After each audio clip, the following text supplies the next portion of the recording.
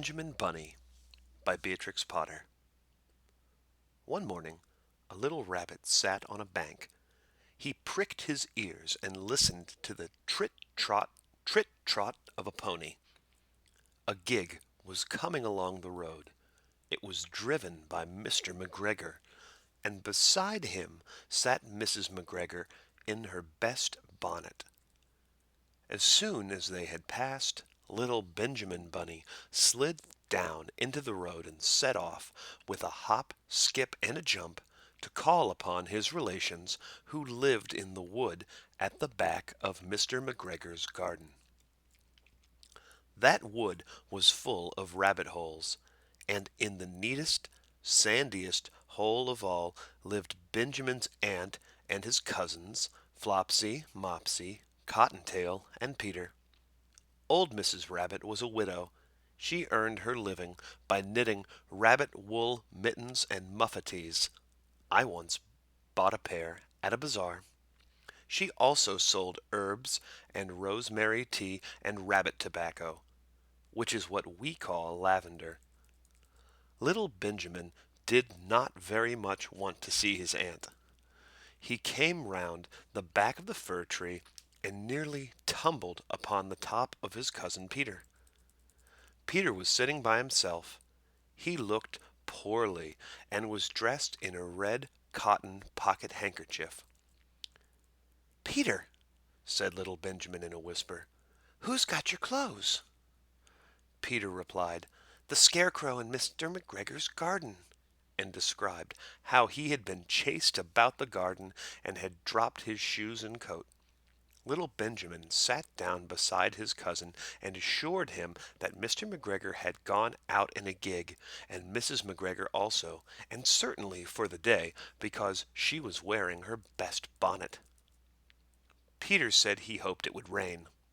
At this point, old Mrs. Rabbit's voice was heard inside the rabbit hole, calling, "Cottontail, Cottontail, fetch me some more chamomile." Peter said he thought he might feel better if he went for a walk. They went away hand in hand and got upon the flat top of the wall at the bottom of the wood. From here they looked down into Mr. McGregor's garden. Peter's coat and shoes were plainly to be seen upon the scarecrow, topped with an old tam-o'-shanter of Mr. McGregor's. Little Benjamin said, "It spoils people's clothes to squeeze under a gate. The proper way to get in is to climb down a pear tree." Peter fell down head first, but it was of no consequence, as the bed below was newly raked and quite soft. It had been sown with lettuces. They left a great many odd little footmarks all over the bed, especially little Benjamin, who was wearing clogs. Little Benjamin said that the first thing to be done was to get back Peter's clothes, in order that they might be able to use the pocket handkerchief. They took them off the scarecrow. There had been rain during the night. There was water in the shoes, and the coat was somewhat shrunk. Benjamin tried on the tam-o'-shanter, but it was too big for him.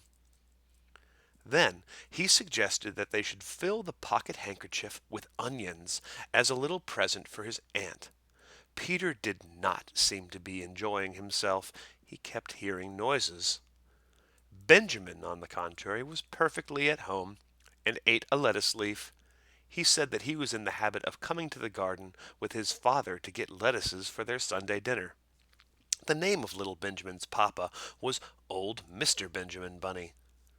The lettuces certainly were very fine. Peter did not eat anything. He said he should like to go home. Presently he dropped half the onions. Little Benjamin said that it was not possible to get back up the pear tree with a load of vegetables. He led the way boldly towards the other end of the garden. They went along a little walk on planks under a sunny red brick wall. The mice sat on their doorsteps, cracking cherry stones. They winked at Peter Rabbit and little Benjamin Bunny. Presently, Peter let the pocket handkerchief go again. They got amongst flower pots and frames and tubs. Peter heard noises worse than ever. His eyes were as big as lollipops. He was a step or two in front of his cousin when he suddenly stopped. This is what those little rabbits saw round the corner.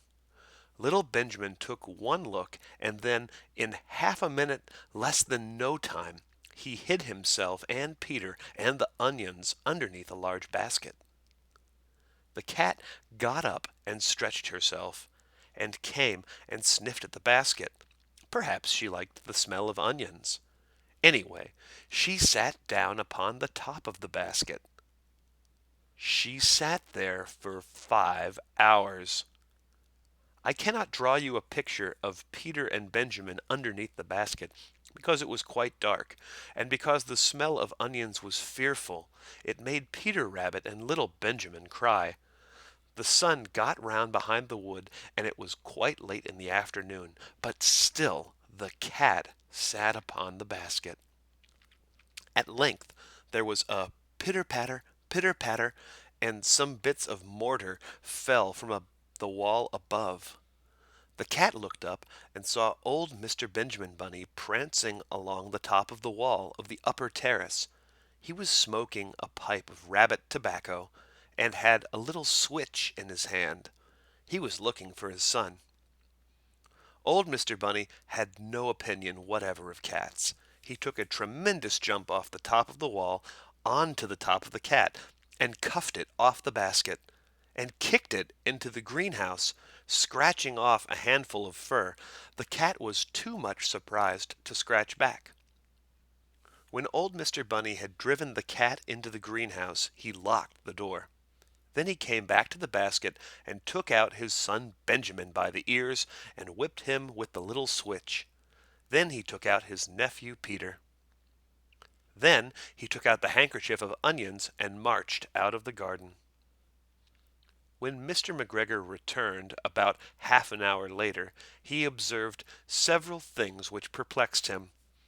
It looked as though some person had been walking all over the garden in a pair of clogs, only the footmarks were too ridiculously little. Also, he could not understand how the cat could have managed to shut herself up inside the greenhouse, locking the door upon the outside. When Peter got home, his mother forgave him, because she was so glad to see that he had found his shoes and coat. Cottontail and Peter folded up the pocket handkerchief, and old Mrs. Rabbit strung up the onions and hung them from the kitchen ceiling, with the bunches of herbs and the rabbit tobacco. The end.